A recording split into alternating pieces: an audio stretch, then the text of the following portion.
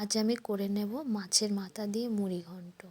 এটা কিন্তু মুড়ি দিয়ে না, মানে এটার মধ্যে পড়বে গোবিন্দভোগ চাল, কিন্তু আমি চাল দেব না।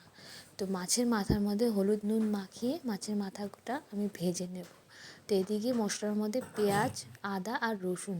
তো রসুনের কিন্তু আমি চোকলা ছাড়াইনি, কিন্তু চোকলাটা ছাড়িয়েই আমি পেস্টটা তৈরি করব। তো মাছের মাথা ভাজা হয়ে গেলে ওই তেলের মধ্যে আমি আলু দিয়ে দেব। আলু দিয়ে নুন আর হলুদ দিয়ে লাল করে আলুগুলো ভেজে নেব। তো এদিকে মশলা আমার পেস্ট হয়ে গেছে। যেহেতু আমি মশলা পেস্ট করার সময় কাঁচা লঙ্কা দিইনি, তাই আবারও কাঁচা লঙ্কা দিয়ে আরেকবার পেস্ট করে নেব। তো আমার আলু ভাজা হয়ে গেলে আলুগুলো আমি উঠিয়ে নেব। তো ওই তেলে আমি এলাচ আর তেজপাতা দিয়ে পেঁয়াজ কুচো দিয়ে দেব। তো পেঁয়াজ কুচো দেওয়ার পরে এটা লাল করে আমি ভেজে নেব। তো অনেক দিন পর আমি মাছের মাথা বাড়িতে এনেছি। তো এই রান্নাটা কিন্তু আজকে একটু ঝোলঝোলি করব, এটা মাখা করব না। তো ইচ্ছা করছিল এরকমভাবে, মানে মুড়ি ঘন্ট করার, মুড়িটা পড়ছে না, মানে গোবিন্দভোগ চাল পড়ছে না। তো যাই হোক, পেঁয়াজটা লাল করে ভেজে দেওয়ার পর আমি এটার মধ্যে আদা রসুন পেঁয়াজের কাঁচা লঙ্কার পেস্টটা দিয়ে দেবো।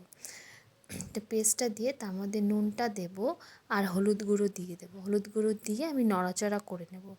যেহেতু আমি এটার মধ্যে কাঁচা লঙ্কা দিয়ে রান্নাটা করছি, তো কালারের জন্য আমি কাশ্মীরি লঙ্কার গুঁড়ো দিয়ে দেব। কাশ্মীরি লঙ্কার গুঁড়ো দেওয়ার পর ভালো করে নাড়িয়ে আমি এটার মধ্যে কিন্তু ধনে গুঁড়ো দিয়ে দেব।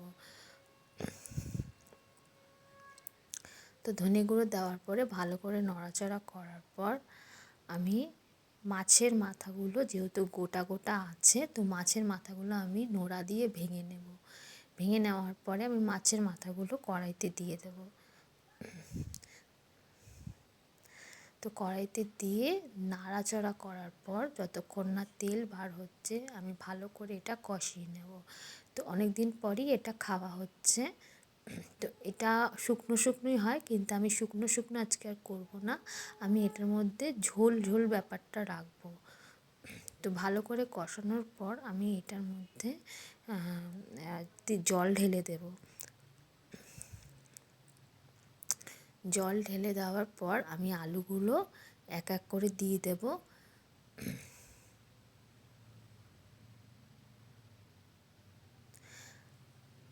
আলুগুলো দেওয়ার পরে আমি এটা ঢেকে দেবো যাতে আলুগুলো সেদ্ধ হয়ে যায়।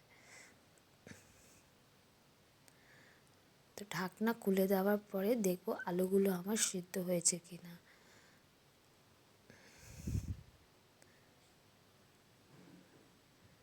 আলুগুলো প্রায় আমার সেদ্ধ হয়ে গেছে। তো নামানোর আগে আমি এটার মধ্যে গরম মশলা দিয়ে দেব।